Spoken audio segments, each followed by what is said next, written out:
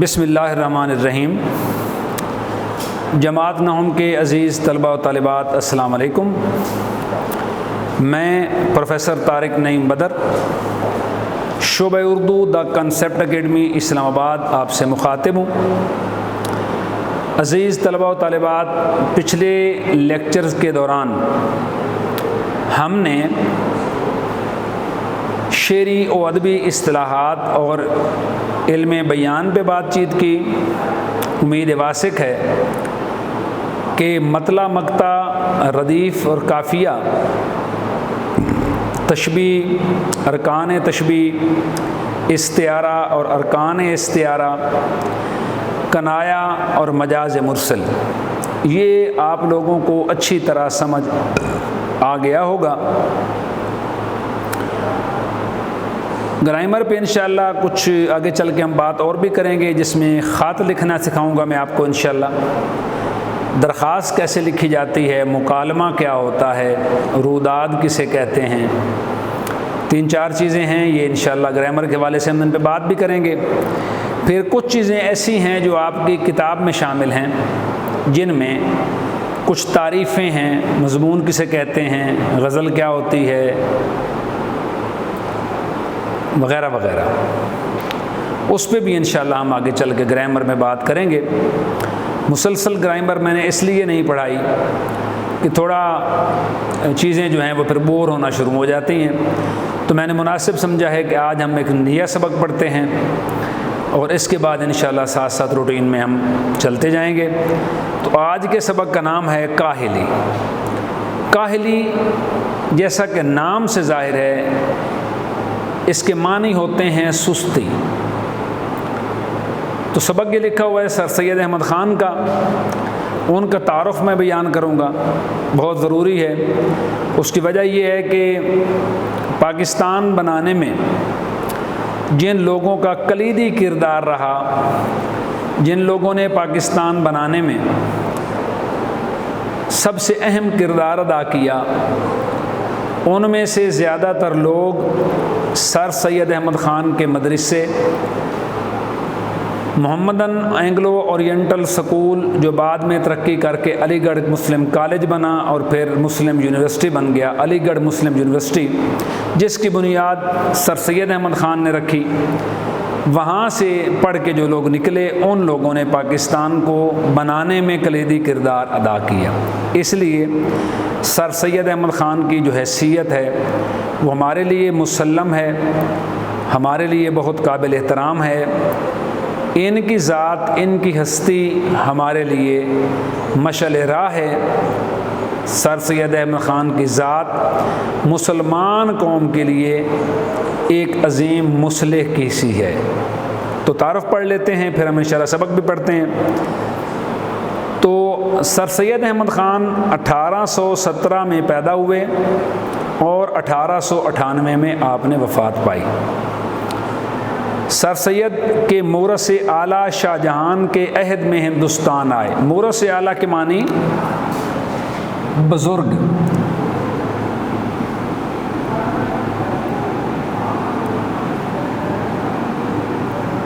کہہ سکتے ہیں آپ آباء و اجداد بھی کہہ سکتے ہیں، بڑے بھی کہہ سکتے ہیں، بزرگ بھی کہہ سکتے ہیں۔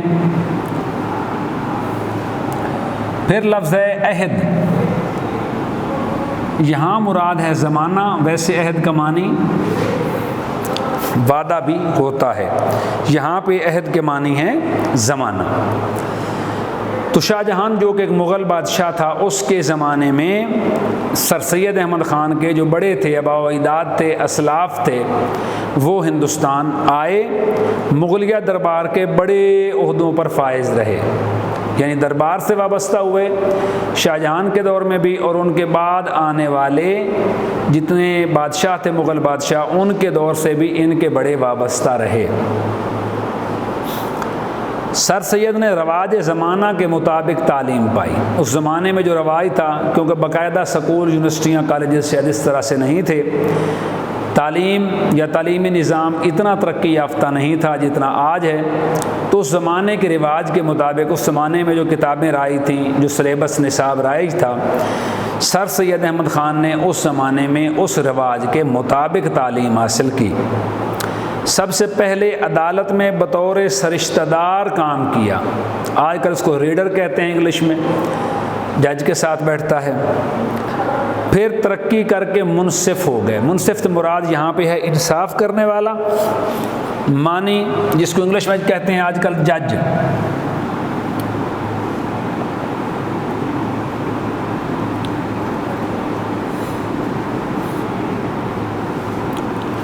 منصف انصاف کرنے والا کہہ لیں یا کہہ لیں جج۔ ترقی کر کے جج ہو گئے۔ سرکاری ملازمت کے باوجود سر سید احمد خان مسلمانان ہند کی اصلاح کے لیے برابر کوشاں رہے۔ کوشاں کے معنی کوشش کرنا، کوشش میں مصروف رہنا، کوشاں۔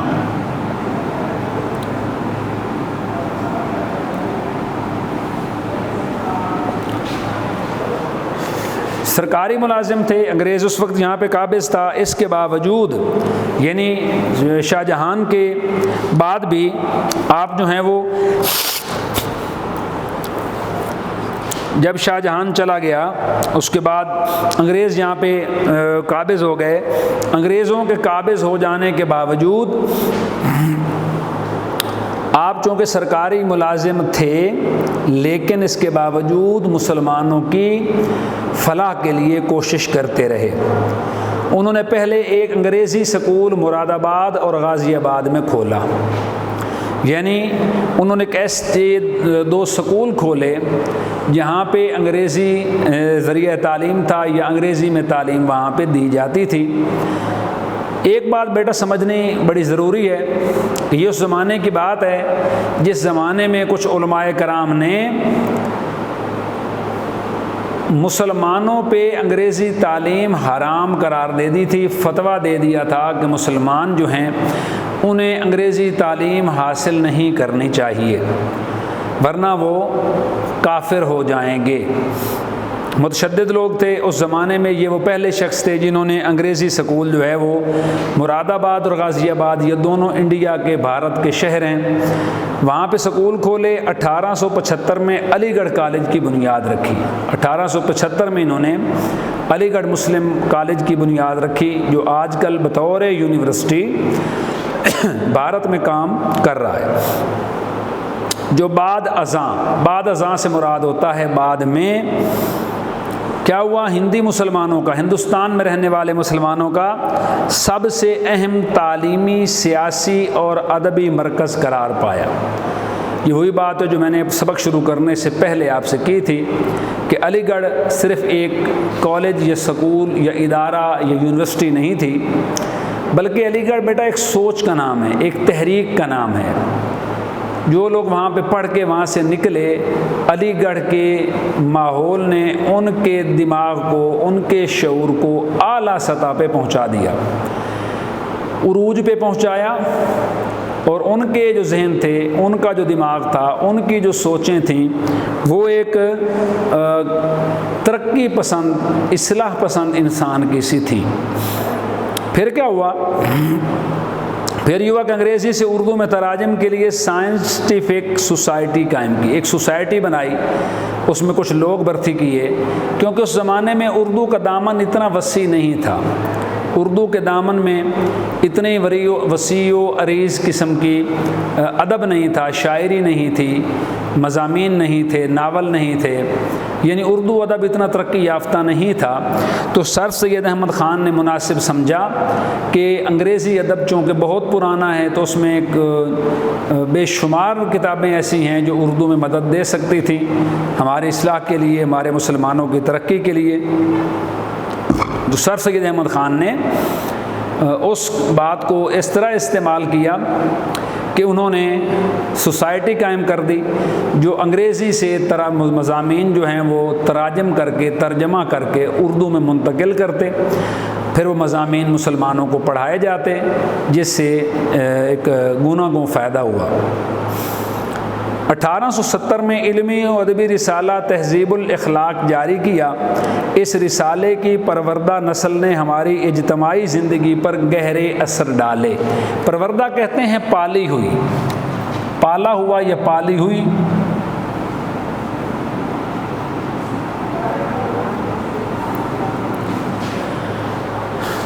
یہاں اگر پروردہ نسل کی بات کریں تو وہ لوگ جو لوگ اس زمانے میں موجود تھے اور وہ لوگ تہذیب الاخلاق پڑھ کر جوان ہوئے، جن لوگوں نے تہذیب الاخلاق کے سارے شمارے پڑھے، ان لوگوں نے یعنی اس رسالے نے، ادبی رسالے نے ہم مسلمانوں کی، ہمارے اسلاف جو اس زمانے میں موجود تھے، ان کی زندگیوں پر بہت مثبت اثر مرتب کیے۔ سر سید نے اردو میں مضمون کی صنف کو رواج دیا۔ صنف کہتے ہیں قسم کو۔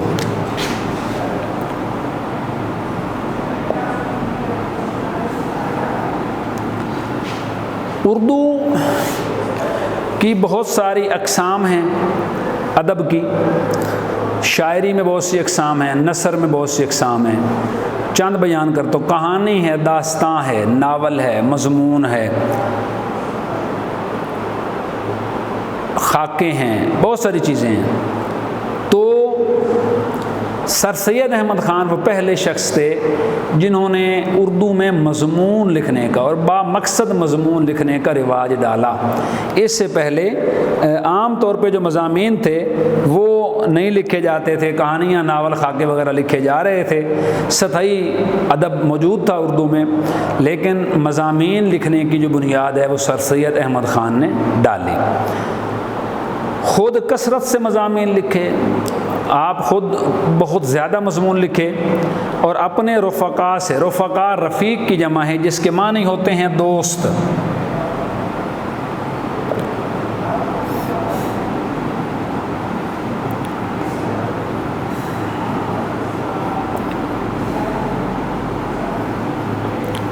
اپنے رفقا یعنی اپنے دوستوں کو کیا کہا؟ قومی، تعلیمی، مذہبی، اخلاقی موضوعات پر مضامین لکھوائے۔ جو ان کے جاننے والے تھے، ظاہر پڑھے لکھے آدمی تھے، ان کا حلقہ احباب بھی پڑھا لکھا تھا، سمجھدار لوگ ان کے حلقہ احباب میں شامل تھے، تو انہوں نے نہ صرف خود بے تحاشا مضامین لکھے، اصلاحی مضامین جن سے مسلمانوں کی اصلاح ہو سکے، بلکہ انہوں نے اپنے دوست احباب سے بھی مضامین لکھوائے اور رسالہ تہذیب الاخلاق میں شائع کیے۔ سر سید کا اسلوب نگارش، بات کرنے کا طریقہ، اسلوب کے معنی طریقہ، نگارش کے معنی بات کرنا۔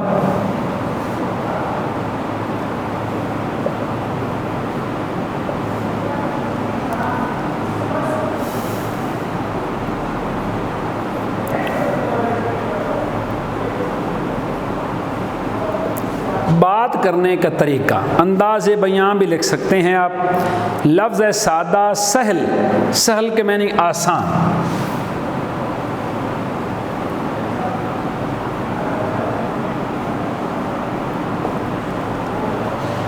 سہل کے معنی آسان، بے ساختہ اور تصنع سے پاک ہے۔ تصنع کہتے ہیں بناوٹ کو۔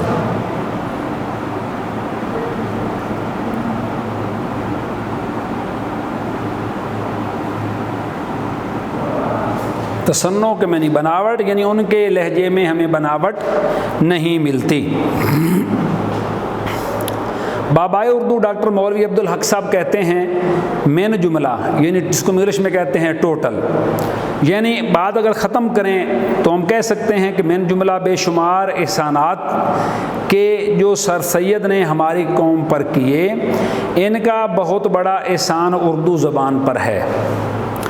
انہوں نے زبان کو پستی سے نکالا، پستی کے معنی گراوٹ، گری پڑی زبان تھی اردو، اس کو گراوٹ سے نکالا، انداز بیان میں سادگی کے ساتھ وسعت پیدا کی۔ وسعت کے معنی پھیلاؤ۔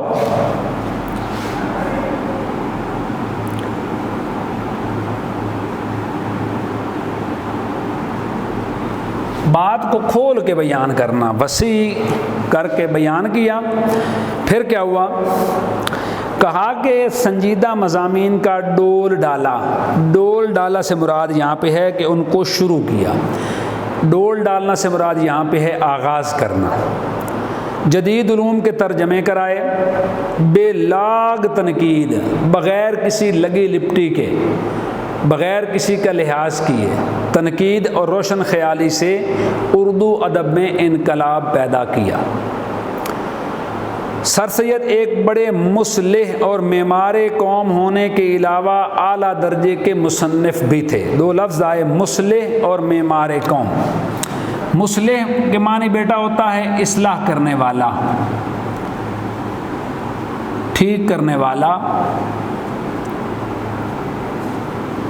درستی کرنے والا۔ دوسرا لفظ آیا معمار قوم۔ معمار اصل میں کہتے ہیں تعمیر کرنے والا، قوم کی تعمیر کرنے والا، معنی قوم کو ترقی دینے والا۔